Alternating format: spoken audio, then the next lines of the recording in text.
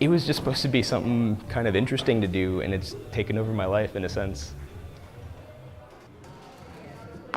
I got into parkour about 2009, like summer of 2009 after playing Assassin's Creed. It all just looked attainable, like real, like you could do that.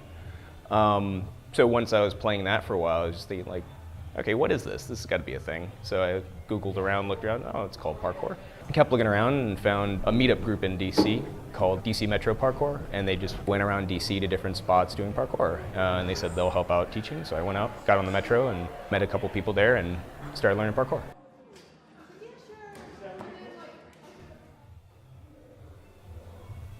So whenever we were going to different locations, we're just like, okay, can we do like a V-sit on the subway seat between stations? Can you hold on to a pole and not come off of it between? Can you just hang on straps? Okay, one arm like the entire way, just rocking back and forth as the train moves. And I think that was why it was fun, because it wasn't like, okay, do 20 push-ups. Why? I don't care. Why would I do that? But like, okay, this is, all right, well, let's see if I can hang for in between stations. It's stupid and goofy, but it's, you know, it's actually fun. Are you pondering deep and lofty thoughts? Yes, it's like, oh, what about that? No. How about here?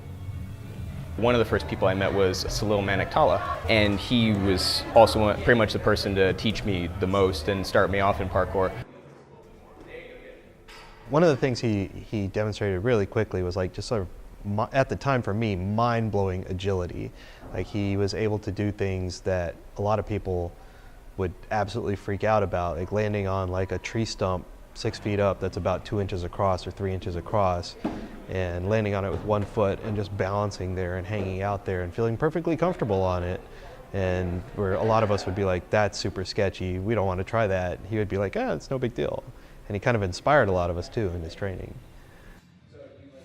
So I pretty much started teaching, or at least like kind of shadowing and learning how to teach as he was teaching me, and then when he opened the gym, I kind of gave back. So it'd still go up. Whenever I take his class, he always has some crazy fun setup that he makes, and we just work on different challenges around that.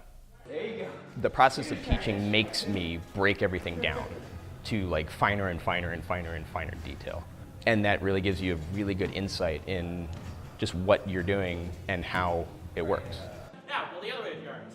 Heels, toes, heels, toes, heels, toes. He's really good at making me sort of just take a step back and think of it more on the aspect of what's just like one way I can drill this move to like perfection. Here, so up. You can pretty much balance here. His personality, he's very outgoing, he's very engaging, and he's kind of charismatic. He gets along well with kids, with a wide range of people. I mean, not just kids, adults too. He's a very effective instructor. My field of study and my interest before parkour was computers and electronics. And I'm still interested in them, but I've been working here for 7 years.